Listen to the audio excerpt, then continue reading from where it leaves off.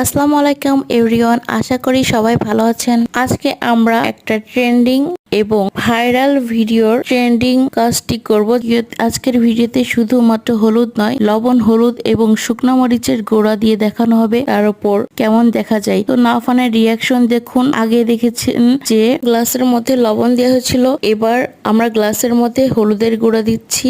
আস্তে আস্তে হলুদের গুঁড়া পানির সাথে মিশে যাচ্ছে, দেখতে কত সুন্দর লাগছে। ট্রেন্ডিং সেই ভিডিওগুলো থেকে আসলে হলুদের গুঁড়া দিলে গ্লাসের মধ্যে দেখতে কতটা সুন্দর হয় সেটাই আমরা আজকে দেখব। আর একটা কথা বলতে তো ভুলে গেছি, গ্লাসটা শুধু এখানে সেখানে রাখলে হবে না, মোবাইলের যে ফ্ল্যাশ লাইট আছে ওইটার উপরে রাখতে হবে, তাহলে এরকম গ্লো লাইটের মতো সুন্দর দেখা যাবে, এরকম গ্লো দিবে। তো এবার আমরা মরিচের গুঁড়া দিয়ে দিচ্ছি। মরিচের গুঁড়াও আস্তে আস্তে পড়ছে, দেখতে অনেক সুন্দর লাগছে, যেরকম লাভা পড়ে সেরকম দেখা যাচ্ছে। তো নাফান এটা দেখে খুবই খুশি। তবে বেশিরভাগ এটি বাচ্চাদের জন্যই সবাই তৈরি করছে, তবে এর মধ্যে বড়রাও এখন এই ট্রেন্ডিং ভিডিওটি তৈরি করছে। আমিও জানতাম না আসলে গ্লাসের মধ্যে হলুদের গুঁড়া এরকম দেখতে এত সুন্দর লাগবে। তবে বাচ্চাদের কাছে এটা খুবই আকর্ষণীয় একটা ব্যাপার ছিল। নাফান তো খুবই পছন্দ করেছে, এটা নিয়ে কিছুক্ষণ খেলাও করেছে। আমি জাস্ট কালারটা দেখার জন্যই আর কি মরিচের গুঁড়াও মিশিয়েছিলাম। তো মরিচের গুঁড়া দেওয়ার পরে একটু বেশি লাল হয়ে গেছে। তো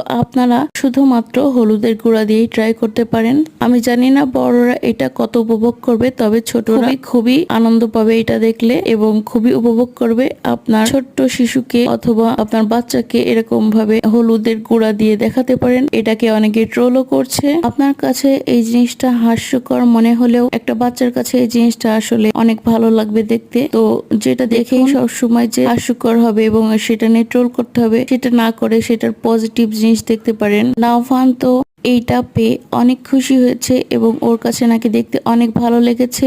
আজকের ভিডিও এই পর্যন্তই। যদি ভালো লাগে অবশ্যই লাইক, কমেন্ট এবং শেয়ার করবে, তাহলে আপনিও এইভাবে হলুদ গুলিয়ে আপনার বাচ্চাকে দেখাতে পারেন। বাচ্চারা আসলে খুশি হয় এটা দেখে। দেখা হবে নেক্সট কোনো ভ্লগে। আশা করি সবাই ভালো থাকবেন। আল্লাহ হাফেজ।